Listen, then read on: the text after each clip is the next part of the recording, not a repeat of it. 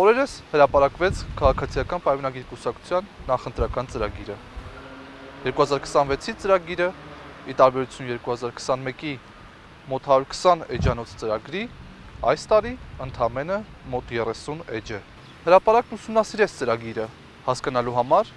թե ինչն է առաջնահերթություն հիմա Փաշինյանի իշխանության համար, ինչ է փոխվել 2021-ից, ինչ են պատրաստվում անել վերընտրվելուց հետո։ Առանց իշխանությունների կողմից ներկայացված տերմինոլոգիայի, բարդ ձևակերպումների, խառը վիճակագրական թվերի, գեղեցիկ փաթեթավորումների մեջ խորանալու ու հանդիսատեսին ծանրաբեռնելու, հակիրճ զուգահեռներ ենք անցկացնում 2026 ու 2021 թվականների նախընտրական ծրագրերի միջև,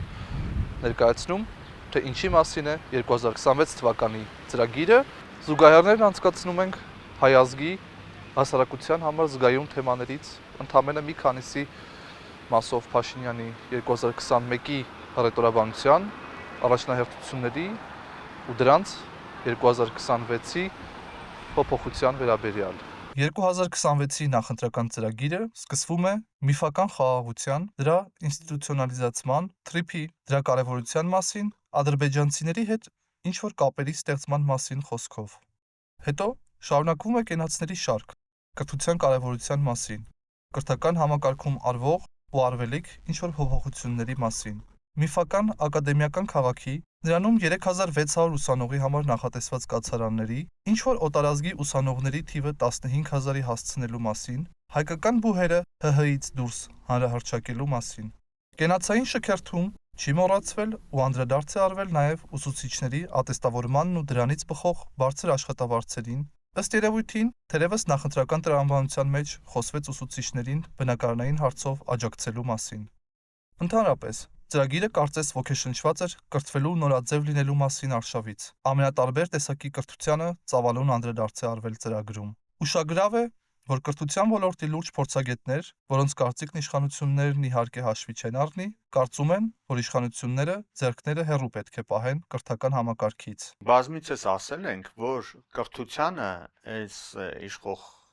քաղաքական ուժը ավելի լավ է ձեռք չտա, էլի, որովհետև որտեղ ձեռք տվեց, այդ կրթության այդ ոլորտը քանդվեց եւ հիմա ունենք ըստ էության փլուզված մի հատ կրթական համակարգ։ Հաջորդիվ ծրագրում գալիս է արտաքին քաղաքականության մասին հեքիաթը, որն ըստ իշխանությունների հավասարակշռված է։ Այստեղ, սակայն, ուշագրավ է մի այլ բան։ Իշխանությունները համառորեն նոր տերմինն են փորձում ինտեգրել մեր խոսույթ, այն է տարածաշրջանացում։ Այստեղ իհարկե նշվում է բոլոր հարևանների անունները, որոնց թվում անպայման Թուրքիան ու Ադրբեջանը։ Պարզապես հիշեցնենք, որ 2021-ի ծրագրում արտաքին քաղաքականության համատեքստում օրինակ ասվում էր. արտաքին եւ անվտանգային քաղաքականության գլխավոր առաջնահերթություններից են լինելու Ղարաբաղյան հակամարտության խաղաղ եւ համապարփակ կարգավորումը, Արցախահայության ինքնորոշման իրավունքի իրացման միջոցով Արցախի ժողովրդի անվտանգության ապահովումը, ինչպես նաեւ մշակութային ու կրոնական ժառանգության պահպանումը եւ հումանիտար խնդիրների լուծումը։ Իսկ թե որտեղ է հիմա Արցախը եւ որքանով են հիշում, պարզ է 2026-ի ծրագրից։ 2021-ին ցեղասպանության ճանաչման մասով ասվում էր հետևյալը. հայոց ցեղասպանության միջազգային ճանաչման ու դատապարտման գործընթացը շարունակելու է լինել մեր արտաքին քաղաքական առաջնահերթությունների շարքում։ Իսկ այսօր այլևս առաջնահերթություն չի։ Հայոց ցեղասպանության միջազգային ճանաչման շուրջ ինչպես կարող եք ենթադրել նրանից, որ ես առաջնահերթությունները թվարկելիս առանձին դրան չանդրադարձա, դա մեր թիվ 1 առաջնահերթությունը չի։ 2026-ի ծրագրում էլ այդ մասին չկա ընդհանրապես։ 2021-ին, օրինակ, ծրագրում մի ամբողջ գլուխ, 2 էջ նվիրված էր ավիացիային, բայց դա հեռավոր 2021-ին։ 2026-ին ավիացիայի կարևորությունը եւս ակտուալությունը կորցրել է։ Իսկ Ռուսաստանի հետ հարաբերությունները իշխանությունների 2026-ի նախընտրական ծրագրում կառուցողական տրանսֆորմացիաների փուլում են։ 2021-ին, սակայն, մի քանի էջ նվիրված է Ռուսաստանի սիրաշահելուն, հապկում մնալուն, Միսկի խմբի կարևորությանը եւ այլն։ 2026-ի ծրագրի այս գլխում առանձին գովեստի խոսքերի արժանացավ ԻՄ քաղաքացիական առաքելությունը, ու ինչպես ծրագրում է ասվում, իր նպաստն է բերել կայունությանն արևելյան սահմաններում։ Գլուխը շարունակվում է դեպի ԵՄ քայլքով։ Չեն մոռանում, սակայն, հիշեցնել, որ դեռ շատ փոփոխություններ ունենք անելու, եւ որ որոշողն ընդունել իր կազմ թե ոչ, ԵՄ-ն է լինելու։ 2021-ի ծրագիրը կարդալիս հնարավոր չէ զավեշտով չկարդալ տողերն այն մասին, որտեղ ասվում է Թուրքիայի ղեկավարության ապակառուցողական գործողությունների մասին, մասնավորապես Հայաստանի տնտեսական շրջափակման, Ադրբեջանին 44-օրյա պատերազմում ցուցաբերած բացահայտ աջակցության, ինչպես նաև հակահայկական քաղաքականության խաղաղության հաստատման գործընթացի վրա տարածաշրջանում բացասական ազդեցություն ունենալու։ Բայց սա հեռավոր 2021-ն է։ Հիմա ամեն ինչ այլ է։ Այլ է սակայն, կարծես, իշխանությունների համար միայն։ 2026-ի ծրագրում իշխանությունները շատ կարճ, հպանցիկ անդրադառնում են ԵԱՏՄ-ին, նաև ասելով, որ քանի չեն մտել ԵՄ, կշարունակեն մնալ ԵԱՏՄ-ում։ Այստեղ ժողովրդական խոսքը կասեր. ՔՊ ընտրազանգվածի ականջը խուլ։ Սա ակնհայտորեն դուր չի գա վերջիններիս։ 2021-ի ծրագրում մի ամբողջ գլուխ նվիրված էր Արցախյան հիմնախնդրին։ Արցախն ու ՀՀ-ն կարելի է ասել ներկայացվում էին մի ամբողջականություն։ Խոսվում էր անջատում հանուն փրկության սկզբունքի մասին։ Այդ գլխից թերևս ուշագրավ են ահա այս տողերը։ Բանակցային գործընթացում Հայաստանի առաջնահերթություններից է լինելու այն տարածքների դեօկուպացիան, որի վրա ինքնորոշվել է Արցախի ժողովուրդը։ Նախ եւ առաջ նախկին լղին բնակավայրերի վերադարձն Արցախի վերահսկողության ներքո, խաղաղ բանակցային ճանապարհով, ինչը հնարավորություն կտա տեղահանված անձանց վերադառնալ իրենց տները։ Ասել է թե Շուշիի ու Հադրութի դեօկուպացիա։ Որտեղ է այսօր Արցախը։ Խոսում են արդյոք իշխանությունները գոնե արցախցիների վերադարձի մասին։ Պատասխանն է ոչ։ 2026-ի ծրագրում անդրադարձ կա նաև բանակին։ Վերջինս ծրագրում համարվում է արտաքին անվտանգության ապահովման պահեստային գործիք, որն ըստ այս իշխանությունների անելիք չունի ՀՀ միջազգայինորեն ճանաչված տարածքից դուրս։ Բացառությամբ միջազգային պայմանագրերի հիման վրա միջազգային խաղաղապահ առաքելություններում ներգրավվելը։ Այս տողերից կարծես պարզ է դառնում, որ իշխանությունները համակերպվել են նաև Ադրբեջանի 2021, 2022 ու դրանից հետո էլ օկուպացված ՀՀ տարածքների կորստի հետ։ Այնուհետև խոսվում է նաև սպառազինության ձեռքբերման մասին։ Այսպիսով, բանակի մասին կենաց հիշեցնող անդրադարձից հետո իշխանությունները 2026-ի նախընտրական ծրագրում կարճ խոսում են պարենային անվտանգությունից, էներգետիկ անվտանգությունից, ներքին անվտանգությունից։ Նախընտրական ծրագրում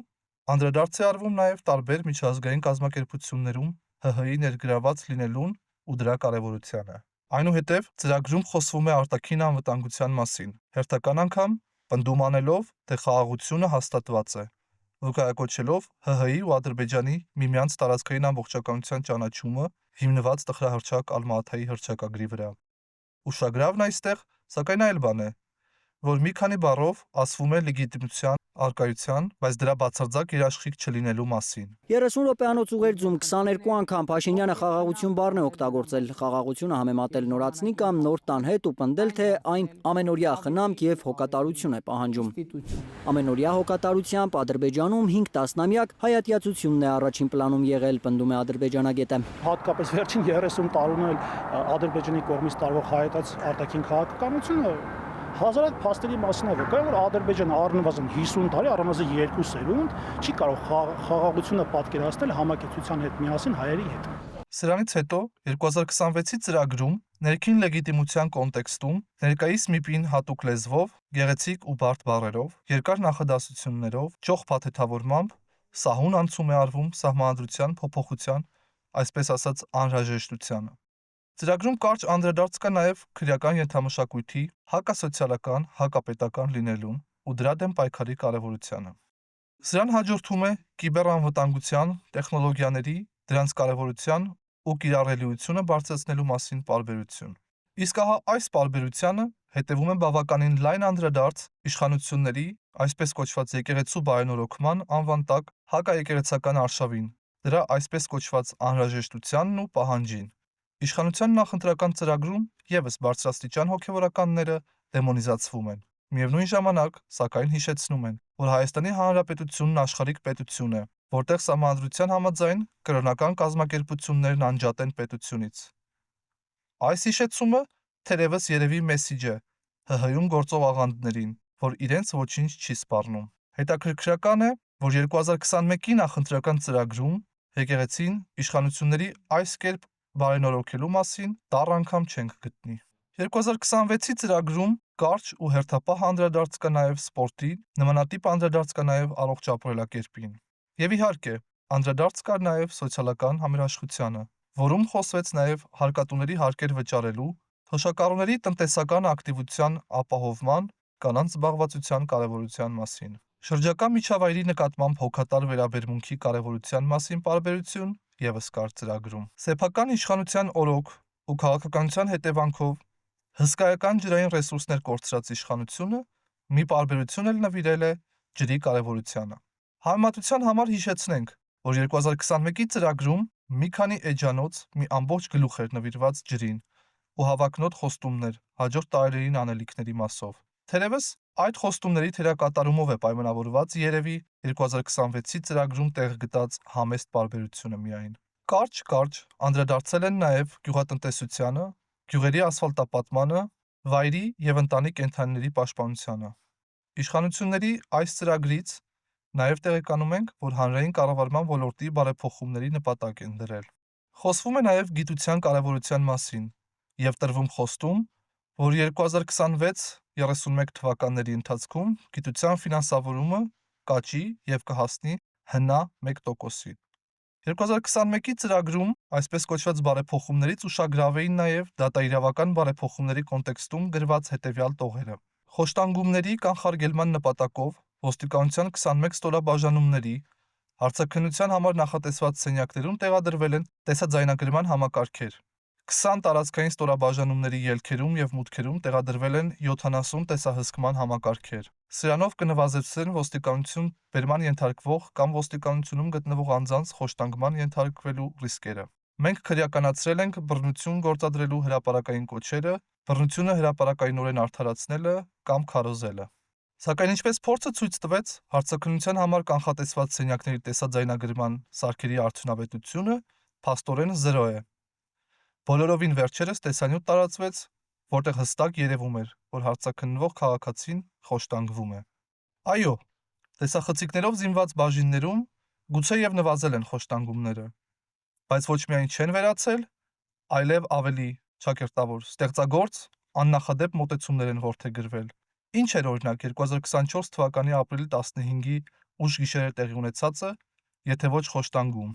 երբ քաղաքացի, քաղաքակտիվիստ Սամվել Վարդանյանին քննչականից ՁՊՎ տեղափոխման ճանապարհին մութ առանց տեսախցիկներ վայրում ոստիկանական մեքենայից հանել էին դիմակավորված մարդիկ, խոշտանգել, որից հետո միայն տեղափոխել ԶՊՎ։ Եվ 2026-ի նախընտրական ծրագրի վերջում խոսվում է տնտեսական զարգացման կարևորության, դրա պետական շահ լինելու մասին, ու այս համատեքստում ներկայացվում է 100 միջոցառում անելիք, որ իշխանությունները պատրաստվում են անել ընտրություններից հետո։ Այս 100 միջոցառում, իհարկե, ավելի կենաց են հիշեցնում, մանավանդ իշխանությունների նախորդ խոստումների ու դրանց չկատարման ֆոնին, օրինակ Շուշիի եւ Հադրութի դեօկուպացիան։ Բայց ոչ, կենաց չեն։ Սրանք տեղ են գտել այս տարվա նախընտրական ծրագրում։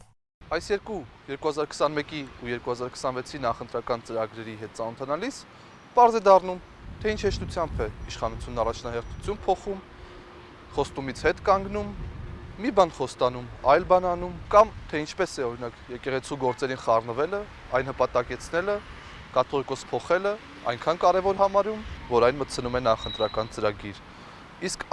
արցախցիների Արցախ վերադարձի մասին խոսելը ստորադասում վեր է նշվածին։ Ընտրությունն իհարկե ընտրողինն է, սակայն երևի թե կարևոր է հիշել,